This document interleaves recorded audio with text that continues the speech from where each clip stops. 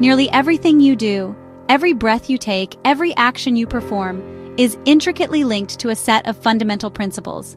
These principles operate silently, often unnoticed, yet they dictate the very fabric of our existence. From the simple act of brewing coffee in the morning, the aroma filling the air, to the complex processes that keep you alive and functioning, these unseen forces are constantly at play, orchestrating the world around us. These forces are governed by a set of rules you rarely notice in your day-to-day life, the laws of thermodynamics. They are the silent architects of our reality. These rules elegantly explain why your hot coffee gradually cools down, releasing its warmth into the surrounding air. They also clarify why you feel warm and comfortable when basking in the sun's radiant energy, a feeling of pure bliss. And perhaps most intriguingly, they definitively explain why perpetual motion machines, those fantastical devices that promise endless energy, are ultimately impossible to create. Thermodynamics, at its core, is the science of energy, the study of heat, and the intricate ways in which these fundamental forces interact. It also delves into the universe's relentless and unwavering drift toward disorder, a concept known as entropy, which governs the arrow of time itself.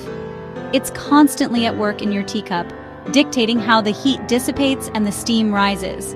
It's also the driving force behind your car's engine, converting fuel into motion through carefully controlled explosions. And it's even responsible for the immense energy production within the sun's core, a nuclear furnace that sustains life on Earth. Every time you experience the sensation of cold floors beneath your bare feet, or luxuriate in the warmth of a hot shower on a chilly morning, or even simply toast a slice of bread for breakfast, you're directly witnessing the principles of thermodynamics in action, a constant dance of energy transfer.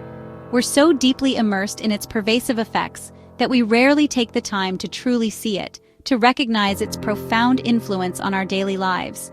It's like fish swimming in the ocean, completely unaware of the water that surrounds and sustains them. Thermodynamics is the ultimate how stuff works guide, providing a framework for understanding the fundamental processes that govern our universe.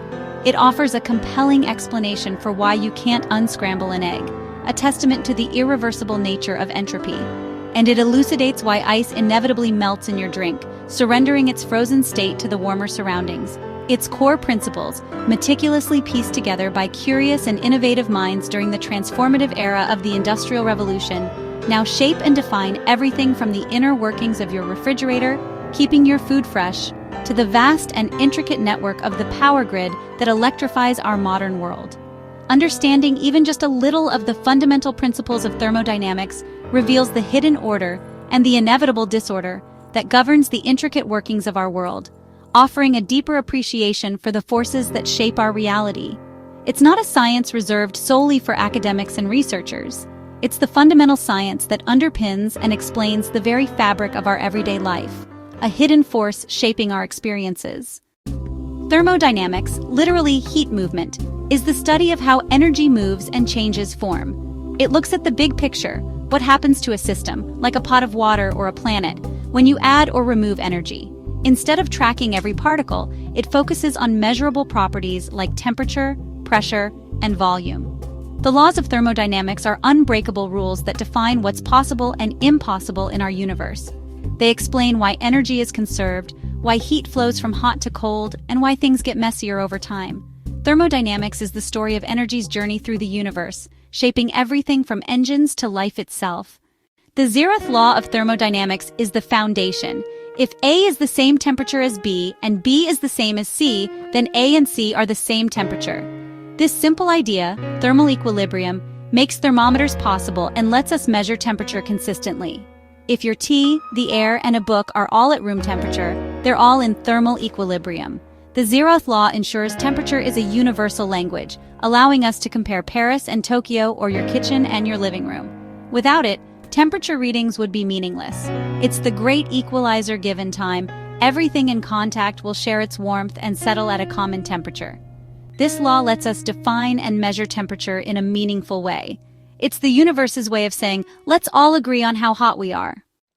The first law of thermodynamics, a cornerstone of physics, is the law of conservation of energy. It's a fundamental principle that governs everything from the smallest atom to the largest star. Energy, in its essence, can't be created out of nothing. and it certainly can't be destroyed into nothingness. It can only be transformed, morphing from one form to another in a continuous cycle. Consider a simple action. When you rub your hands together briskly, you're not creating energy. Instead, you're turning the chemical energy stored within your muscles into the kinetic energy of motion. That motion, in turn, is converted into heat, the warmth you feel. No energy is truly lost in this process.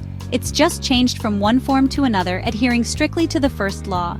Power plants, massive and complex, cars, humming with internal combustion, and even your own body, a biological marvel, all constantly shuffle energy from one form to another, whether it's chemical to electrical, potential to kinetic, or any other combination imaginable. But the total amount of energy in a closed system, like the universe itself, always stays the same, a constant and unwavering value.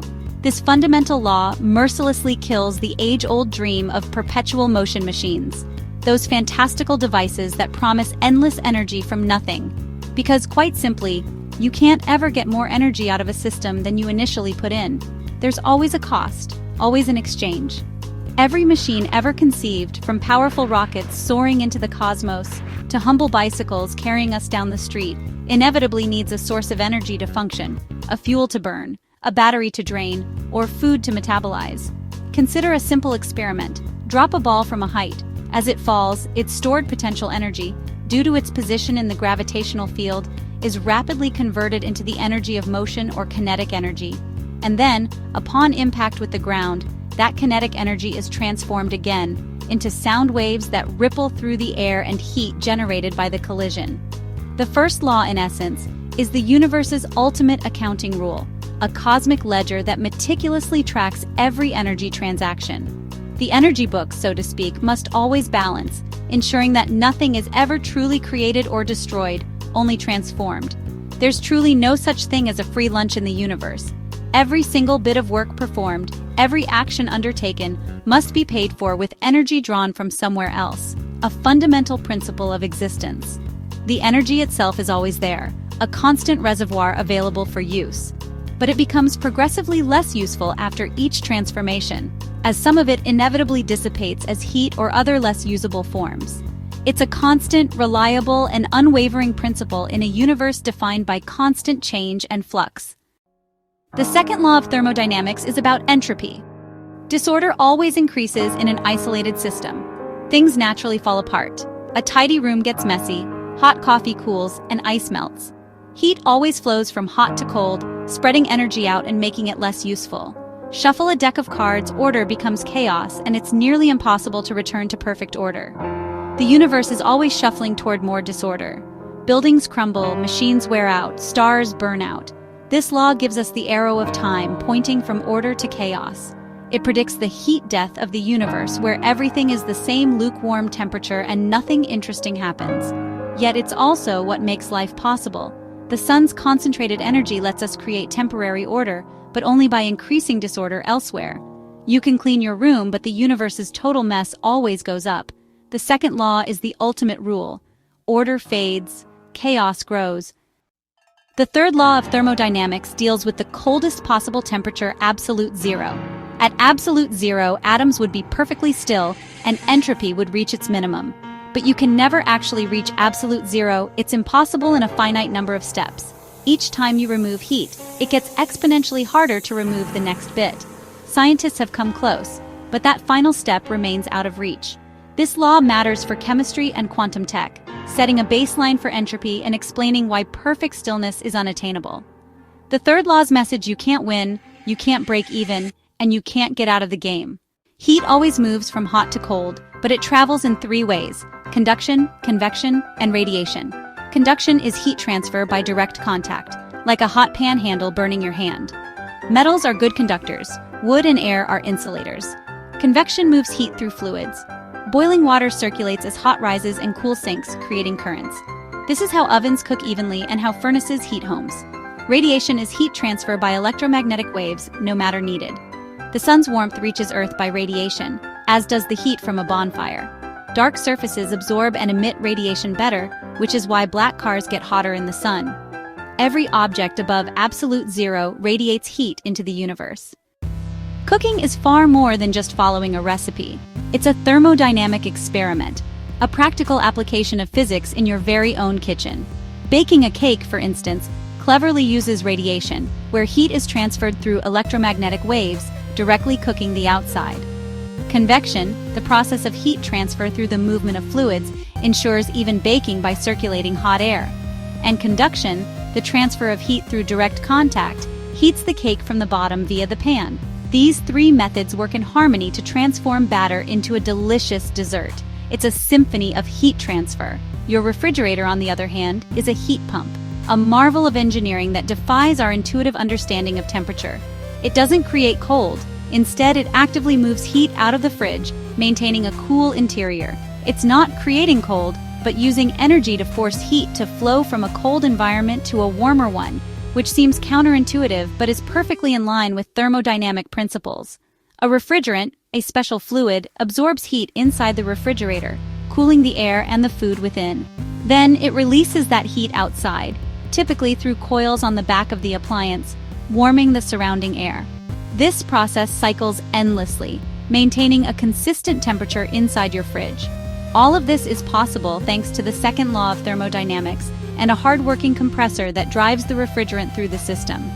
Your car's engine, in contrast, is a heat engine, designed to convert thermal energy into mechanical work. It achieves this by turning the chemical energy stored in fuel into the motion that propels your vehicle forward. This conversion happens through a carefully orchestrated four-stroke cycle. First, intake, where the cylinder fills with a mixture of air and fuel. Then, compression, where the piston squeezes this mixture, increasing its temperature and pressure. Next, power, where the ignited fuel rapidly expands, pushing the piston and generating force. Finally, exhaust, where the waste gases are expelled from the cylinder, readying it for the next cycle. Each step in this cycle is a thermodynamic transformation, governed by the laws of physics. However, a significant portion of the energy is inevitably lost as waste heat, a consequence of the second law. The second law of thermodynamics places fundamental limits on engine efficiency. Automotive engineers can only strive to improve engine design, but they can never beat these inherent physical limits. That's precisely why engines get hot during operation. And it's also why the efficiency of any engine is always less than perfect, no matter how advanced the technology. Thermodynamics profoundly shapes the design and operation of every appliance and vehicle we use. It sets the fundamental rules and constraints for what's physically possible in our technological world. Every time you cook a meal, cool your drinks, or drive your car, you're engaging in a constant negotiation with the immutable laws of thermodynamics. We can't break these rules. They are fundamental to the universe. Instead, we can only work within them, creatively applying our knowledge to develop new and innovative technologies. Thermodynamics isn't just theory. It's the framework of reality. From your morning toast to the life cycle of stars. It tracks every energy transaction, ensuring the rules are never broken. Understanding these laws connects everyday life to the cosmos and shows we're temporary islands of order in a sea of chaos. This knowledge helps us build efficient machines, save energy, and understand our limits. In a world facing energy and climate challenges, thermodynamics is more relevant than ever. The next time you feel warmth or watch ice melt, remember you're witnessing the grand dance of thermodynamics. It's the science that explains not just how, but why the world works.